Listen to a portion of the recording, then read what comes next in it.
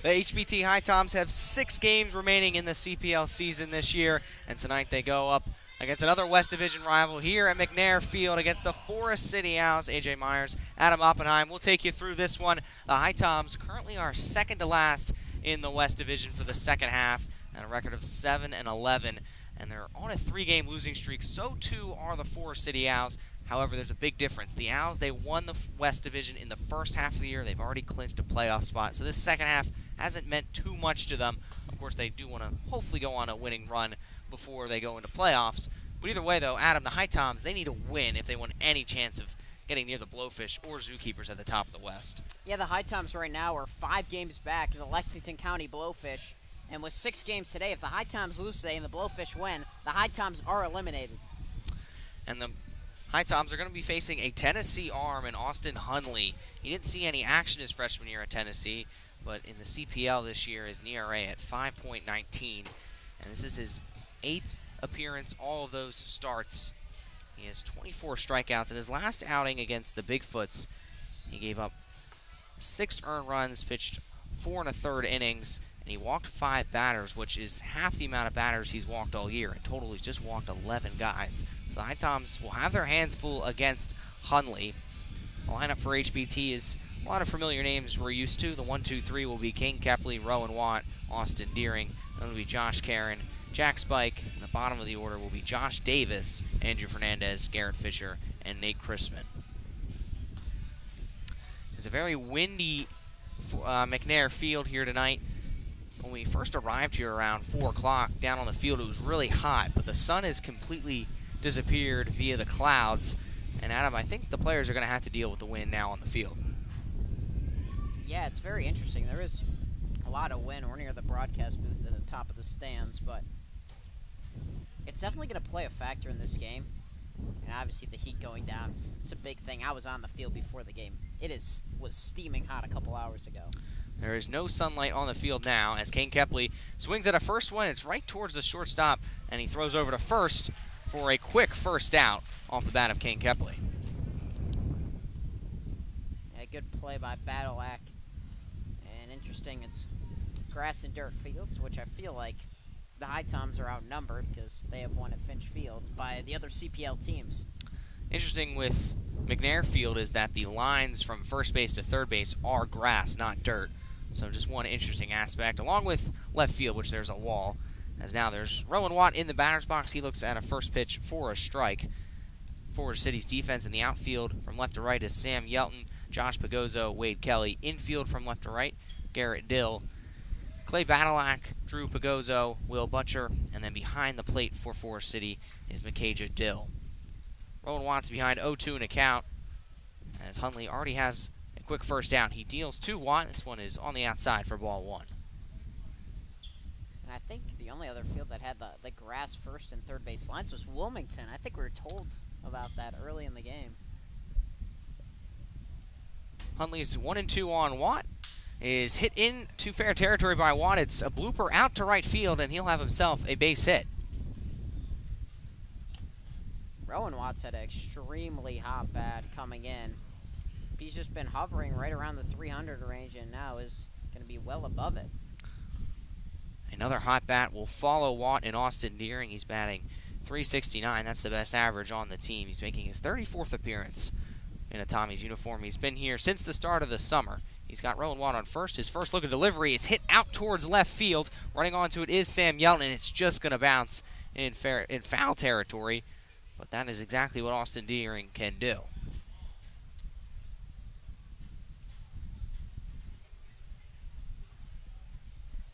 Deering has 25 RBIs. Has also been walked 25 times. And Deering just had his 12-game hitting streak snapped yesterday against Asheboro, so looking to bounce back from that. We haven't seen many 0-for performances for Deering. Deering's next one is looked at all the way for a ball, and he's in a 1-1 count. With one out, Rowan Watt stands at first base.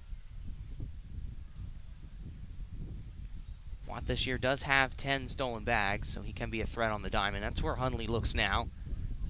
Now looks back at his catcher, Dill, and then throws over to first. Watt slides in comfortably safe.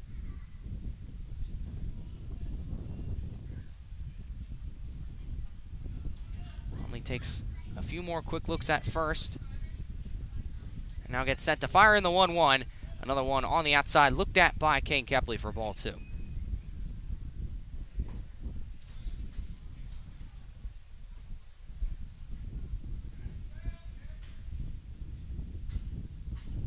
Hundley throws again over to first. Watt is sliding in head first, comfortably safe.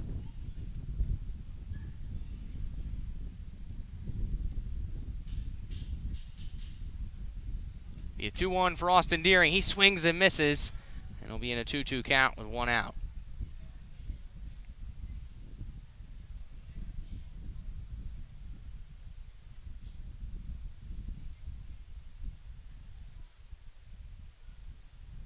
Watt has his hands on his knees and with the lead at first. Hundley will again throw over to first. It's Will Butcher keeping an eye on Rowan Watt, but Hundley is very concerned with the whereabouts of Watt.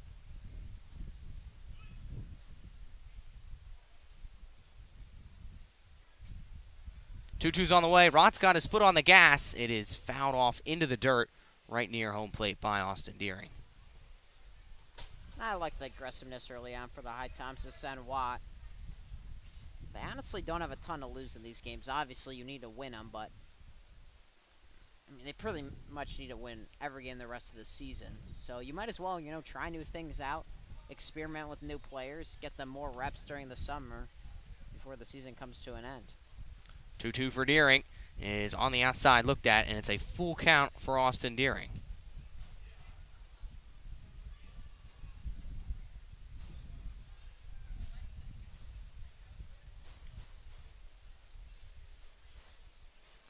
Payoff pitch from Hundley goes high, and there's 2 aboard with 1 out for the HiToms.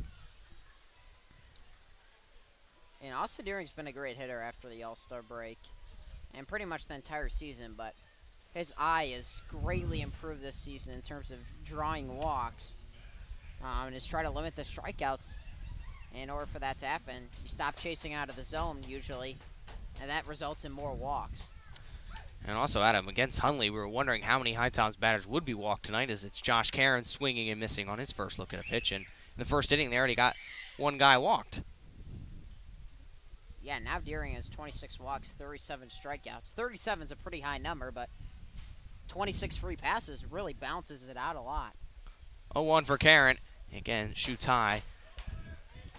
It's a 1-1 count for him.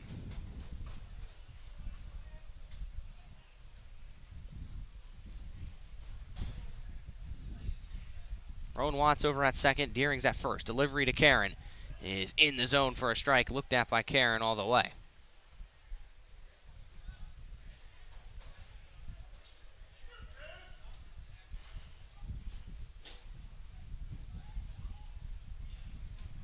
Hundley's 1-2 is over on the outside. It's a 2-2 count on Josh Karen, who is catching tonight for the HiToms. Haven't seen him at catcher in quite a few games, but it's what he does best. As Hundley looks at Deering now, looks back to Karen. He lines one in fair territory, gloved by Garrett Dill. He steps on the third bag, throws over to first, and it's great execution by the Owls. They get the double play to end the top of the first. HiToms leave a man on second and first base. The Owls bats will be up in the bottom of the first. You're listening to HiToms Baseball on the HiToms Radio Network.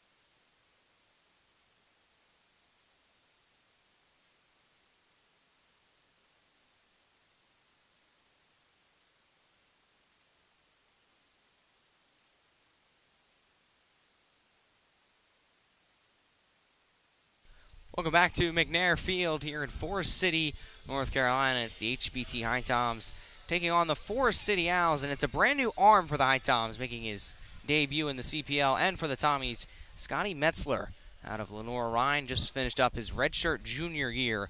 He'll deal his first offering, and it's a shown bunt by Wade Kelly.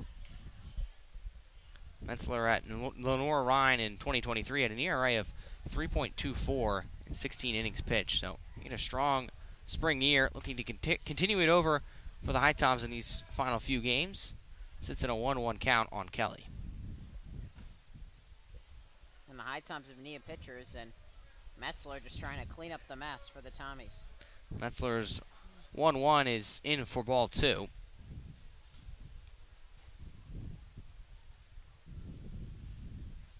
Next one's on the way from Metzler. This one goes high, and it's a hitter's count for Wade Kelly. And I'll tell you what, the HiToms are probably looking for him to go, 4 or 5 innings at least. And that's probably a good thing for Metzler, not too worried about making some mistakes. He walks the first batter he sees in Wade Kelly, so there's one aboard with no outs for Forest City. And it brings up Drew Lamprey.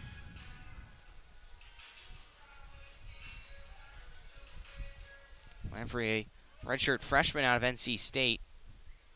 Didn't see any action in the spring, as Lamprey looks at a first pitch for a strike. Lamprey's stats in the CPL, he's batting .263, went 2 for 5 against the Bigfoots last night in game Forest City lost. 0-1 from Metzler is hit on, dribbling right to Nate Crispin. He throws to second. The throw to first is not in time, but the HiToms do get an out at second base. Yeah, good play by Nate Crispin. You get the lead runner there on a slowly hit ball on the grass that was slowed down because I think it broke the bat of Drew Lanphier. It's now Josh Pagozzo for Forest City.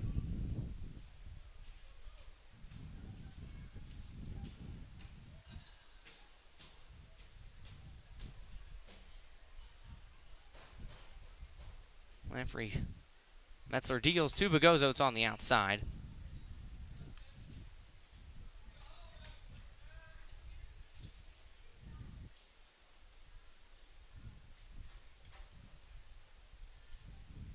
Drew Lamprey stands at first.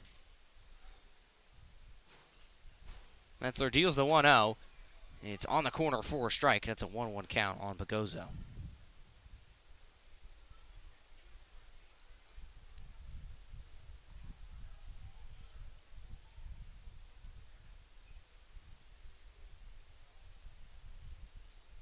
Next one from Metzler, swing and a miss by Pagozzo, and he's behind 1-2. As we alluded to in the top of the first, when we got here, it was perfectly sunny in Forest City, but now there's a lot of dark clouds around the ballpark, and we could be seeing some rain. Hopefully it stays dry, as Metzler is able to retire Pagozzo via strikes, and there's 2 outs for the HiToms. Yeah, that was a really sharp breaking ball from Metzler that got Pagozzo way out ahead. That his helmet nearly came off because he was so far ahead with his hands on the swing. DH now, Dylan Coots will go to work with 2 outs, and Drew Lamprey over at first.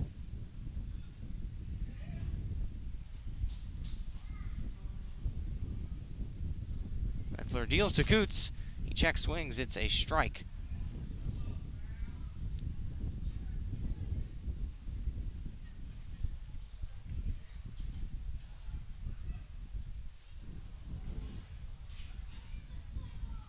Metzler shrugs his shoulders. 0-1 is popped up by Coots, and it's going to be drifting out of play near the HiToms dugout and into the forest here in Forest City.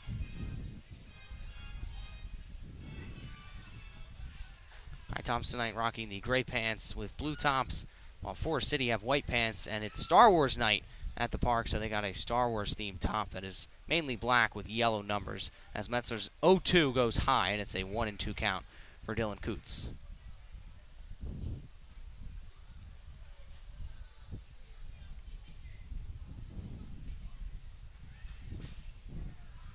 Coots on the year batting .313. He's in a 1-2 count right now. Lamprey is over at first, hands on his knees. Delivery goes low from Metzler, and it slipped momentarily out of the glove of Josh Caron. No harm done, though. Twos across the scoreboard in a scoreless game between the HiToms and Forest City.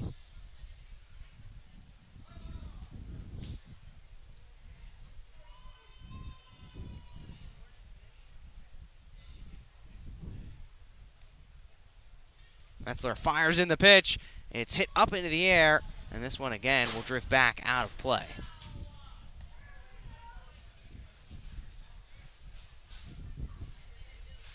There's pretty much no chance a ball can hit a fan behind home plate because we're covered by a pretty giant top. Metzler will do the 2-2 again. This one is a swing and a miss by Kuntz. And it's a strong bottom of the first from Scott Metzler in his HiToms debut. He doesn't allow any runs, just one hit. And we will go to the second inning here at McNair Field. It's the HBT HiToms 0, Forest City 0. You're listening to HiToms Baseball on the HiToms Radio Network.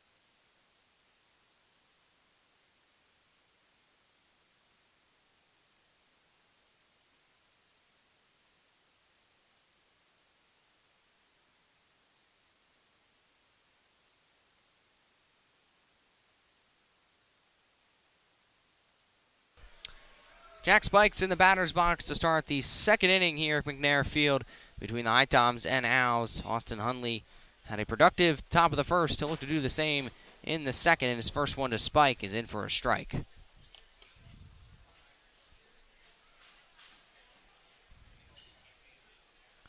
A 1 from Hundley. Check swing from Spike. Another strike, and he's behind 0-2 as there is some lightning off in the distance. However, yet no rain, as it's an 0-2 for Spike. He golfs one out towards center field. Bagozzo's going to let it bounce and trickle towards him, and it's a base hit for Jack Spike. And the HiToms so far have been really solid against Austin Hundley, who's thrown a lot of innings for the Owls.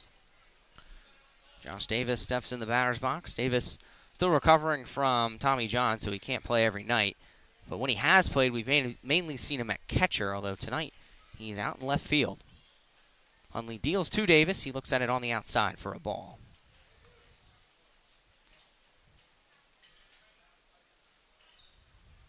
Davis's last appearance was against the Mustangs, where he went 0-2. He was walked.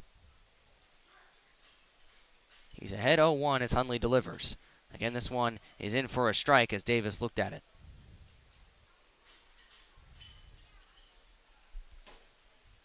Andrew Fernandez awaits in the batter's box. Jack Spikes at first base.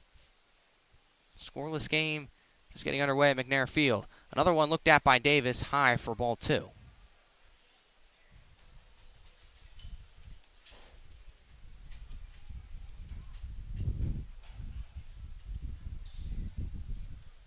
Hundley looks at Spike. Now gets set to fire in the 1-2. Nods to his catcher, Dill. Here comes the 1-2. Davis fouls it back down the right field line, out of play into the concourse area. And for Hundley, he was pretty heavily recruited in the class of 2022. 7th ranked overall in the state of Tennessee by perfect game, and the 4th right-handed pitcher. Didn't see any action his freshman year at Tennessee, as Davis puts another one in foul territory. This one goes into the Owls bullpen.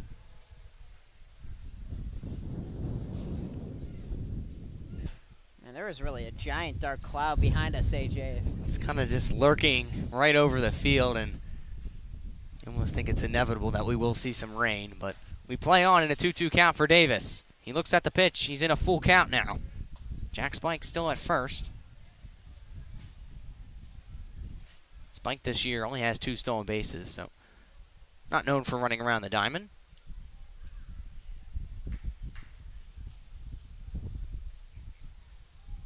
Hundley's payoff delivery's in, and it's chopped in the dirt foul as it bounces right towards the backstop, and will do the 3-2 again. And interestingly enough, Josh Davis in left field today. I don't believe he's played any outfield this year, as we're feeling some wind start to trickle in. A lot of wind, no weather yet, so full payoff pitch is hit into fair territory, collected by Dill. He throws over to first, but it's airmailed as Jack Spike can round near third base, and it's going to be a double for Josh Davis.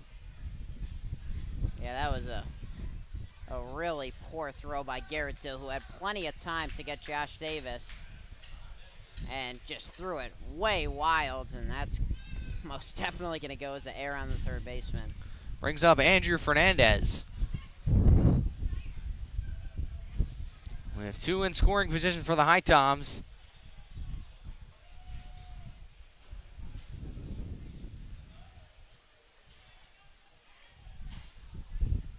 Only brings the glove to his chest, looks at third now, deals to Fernandez. It's at the knees, nearly clips him for strike 1. It's the fans starting to move around under the shelter. I mean, we're just underneath it, but if the wind pushes towards center field, we are dead to rights. Had an issue in Martinsville where we weren't covered at all, and unfortunately we got quite wet then, but hopefully the rain stays away from us here, as we are, as you said, Adam, under a stanchion. 0-2 for Fernandez is hit again towards third base. Dill can't get to it. Jack Spike will walk home, and it'll be an RBI single for Andrew Fernandez. Good piece of hitting from the switch hitter, but this time hitting lefty. Andrew Fernandez taking a pitch outside the opposite way. And interestingly enough, it's very hard to score from left field because of the short wall. That's 314, but it's 25 feet high.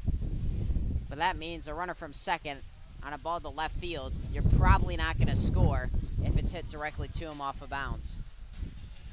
Garrett Fisher's down the batter's box as he swings at a first one out to center field. It's going to hop for Pagozzo. Josh Davis can now walk home, and it's a 2-0 HiToms advantage. Garrett Fisher making his first start for the HiToms tonight. Gets his first RBI for the Tommies. Makes it 2-0. Yeah, Garrett Fisher's been a steady bat. Pinch hit yesterday, had a couple really good at-bats.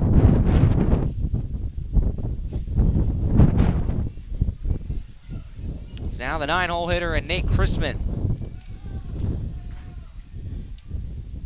So the wind continues to blow here at McNair Field. Still no rain or thunder. Somehow. So we play on. Hundley deals to Chrisman. It goes high, and that one did clip him on the elbow. And the bases are loaded for the HiToms. I mean, the wind is absolutely ridiculous.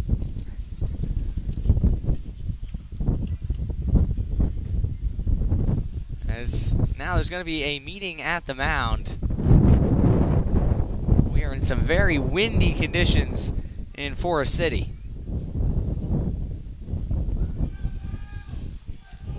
But regardless of the wind, it's been a productive second inning for the HiToms. It started with a Jack Spike base hit, then Josh Davis got to second via an error from Dill, who threw it over Butcher's head.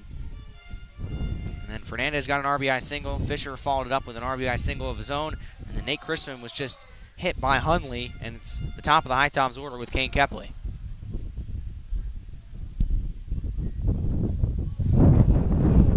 I mean, AJ, how would you describe some of those clouds behind us?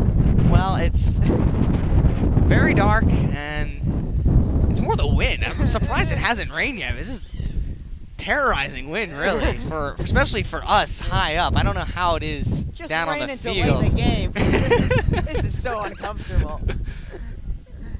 It's a 1-0 count on Kane Kepley as Hundley deals to him. Kepley looked at it on the outside for ball 2. Andrew Fernandez is at second. Rather, Fernandez is at third. Garrett Fisher's at second. Nate Crispin's over at first. Hundley kicks, deals to Kepley. Kepley places it out to left center field. It's near the wall, and that one is off the wall. Andrew Fernandez is going to score. Nate Crispin is rounding third. He's going to score, and Kepley is got an RBI double for himself. Wow, what a great hit by Kane Kepley deep to center field. That would have got out at Finch Field off the middle of the wall in deep left center field. And the HiToms have put up a 4 spot here in the second. Kepley with the doubles at second, and then Nate Crispin goes all the way to third as Andrew Fernandez and Garrett Fisher were able to score. It's Rowan Watt now up to bat. No outs for Owls yet as Hundley just pings Rowan Watt in the back, and the bases are yet again loaded. Yeah, how about after that error by the third baseman Garrett Dill? There had already been 1 hit. Before that, now it's been 6 straight base runners. More lightning illuminating the sky in the outfield here at McNair Field as the wind continues to blow, not letting up at all. I think they might just be safe rather than sorry at this point. Yeah, I think our home plate umpire is noticing the lightning, and he's just told everybody to retreat to the dugout. So the HiToms are in a big spot with the bases loaded. Unfortunately, Mother Nature says that they don't need to play on for the moment being. So with the bases loaded and Austin Deering up to bat, HiToms have to go to the dugout, so do the Owls, and we will step aside as the wind is really affecting everybody here. So HiToms lead 4-0 in what is now a wind or weather delay, however you want to put it. We'll be right back to give you an update. You're listening to HiToms Baseball on the HiToms Radio Network.